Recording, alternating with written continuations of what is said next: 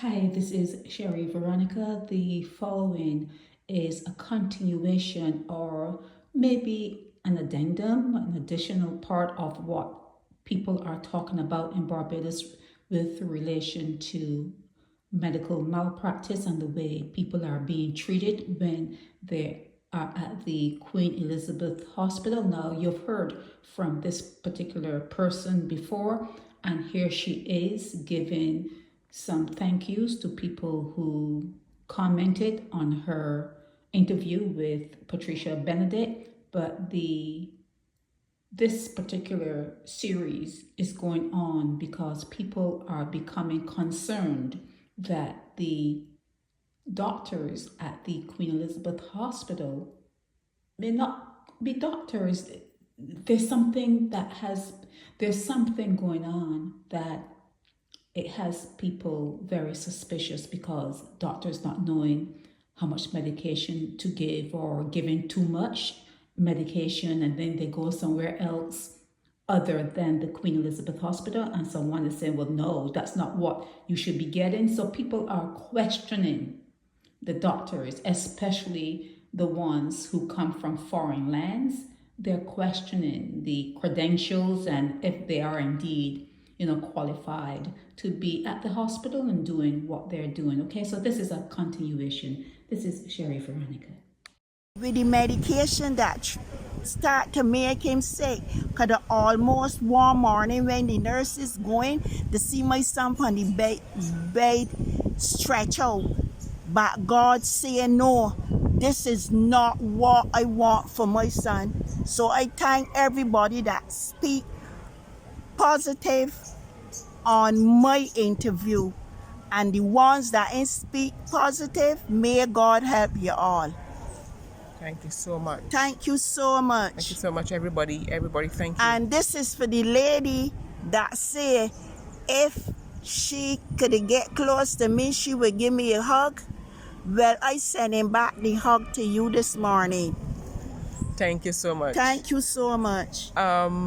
We still have a little time. There is also something that, because of your story and Miss McCarthy's story, I would do it right now. And I want you to listen to this.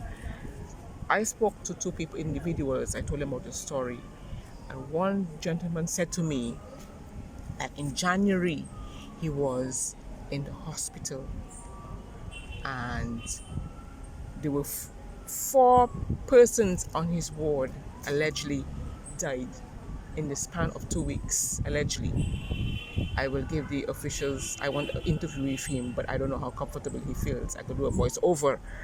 And he said 4 persons died in the span of 2 weeks on the same ward with him. And allegedly, I think he said to them he wants to be discharged.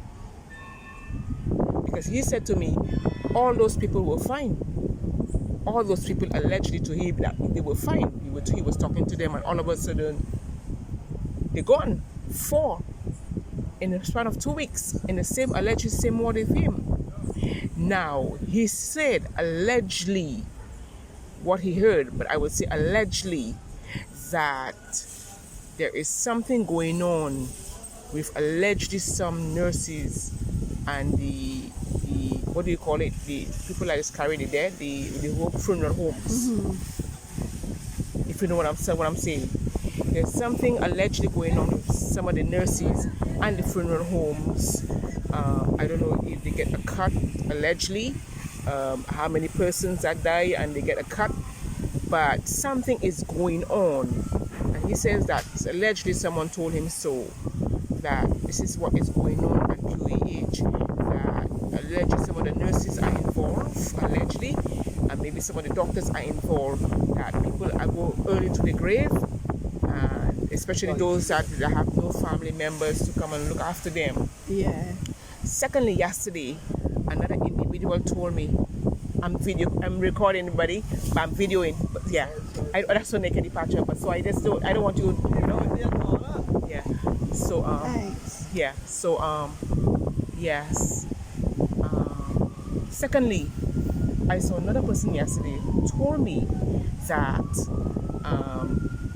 they had such a bad experience at A&E. They gave him medication, and they asking the doctors or the nurses allegedly what the medication for, and no one would tell him what the medication for. And so another time he went there, and it was the same thing. So he went to A&E, and allegedly, I'm saying it, he told me, but I would say allegedly because I wasn't there. The head of A&E actually, because he was looking to leave, scuffled with him, had two of the biggest securities. All that happened yesterday. People were coming up and telling me, give me a second. And then scuffled with him, had two big security men hold on to him, pin him down, and then just gave him an injection. And another thing, I am just speaking because I could speak. I speak in what I know. There was this gentleman was at the hospital a couple of weeks ago. He was in A&E. You were there? He was in A&E. After he was up there so long, he get hungry. And he decided to leave. Because he said all the doctors was doing is telling him, we coming back to you now, but nobody ain't coming back. So he called a taxi and went straight to Coveney. He paid and get his medicals done. When he finished them, Coveney gave him a letter and tell him he would have to go back to the hospital because it was serious kidneys. Wow. And when the gentleman reached home, collecting some stuff to go back to the hospital, there was the police and the ambulance was at the man door to escort him back to the hospital. I talked to my child. I spent hours at night with my child on the phone, but I do not want my child to go in depression. So why would the police? So he just came to see the doctor, right? And because he said he's coming back, he leave. They escort the police and the ambulance came. Maybe he leave. So them send the police to the man house. Well, I already told my child, do not. How you know that? Surely. Yeah. Okay. I already. He's the man. Is your friend? Okay. Okay. So allegedly somebody. No, allegedly. It was a friend of yours. Allegedly a friend of mine. The man is my friend.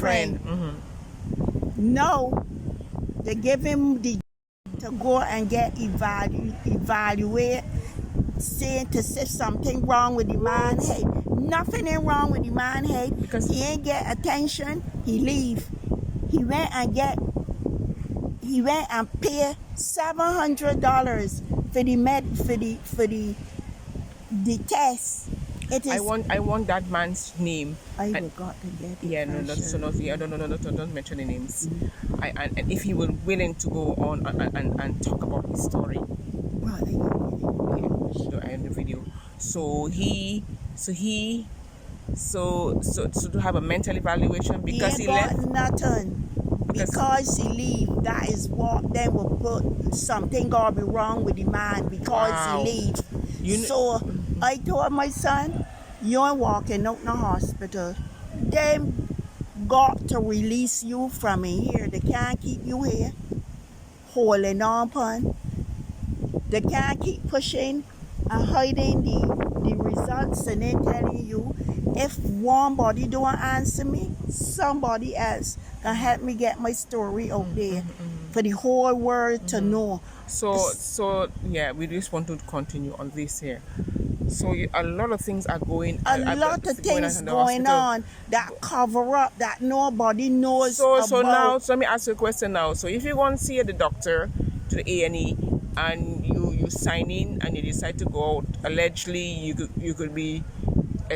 doctor could be the police. They could send a doctor. So in a case like my son now, and my son did decide to I had enough of this and I left. They will send the police at my place too. Take him to the mental. Or allegedly probably take him to the mental. They will want say that he mad. Call he walk out. Wow. He ain't mad. Wow. This needs to be investigated, and that the 3 stories I just spoke about, the 2 I spoke about, this is serious, and I hope the person, and I hope the people, don't say loud names. One second. I hope those 2 people I just mentioned there would speak to me in person. I spoke to them briefly. I hope they would, even if they don't want their voice, I could do a voice over, or give them the officials their names, and that need to be investigated. 4 persons on the ward in 2 weeks dead. That's unacceptable. And the person said that there was nothing wrong with the individuals, not that he can see. And you took time on it, and then you talk about your story, the gentleman. I hope, don't say nothing. I hope women stay was telling me about the situation with the brother. No, don't say anything, mention no names, because you're on the video, so you're still recording. So we talk about that. So if those 3 individuals would want to speak to me, I have a telephone number here. Or anybody else has any issues with QEH or any other institution, my number is 235. My mobile number is 235-2237. And if you don't have no mobile, WhatsApp, Wi-Fi, you could call me the other way. This is it. This. Yes. So. Press off. Oh. So I'm very grateful to Patricia Benedict this morning. I am very departure. I am very grateful. I had sleepless nights when my child was up there with medication, actually carrying it to the early grave, because eventually, and he didn't get the 2 underlying tablets to help, it would have carried him to his early grave. People just don't want to admit the truth, but I'm telling it how I see it. And I'm grateful to Patricia Benedict and the departure. Who like it, and who don't like it, is up to them. I have nobody to please. I representing my child.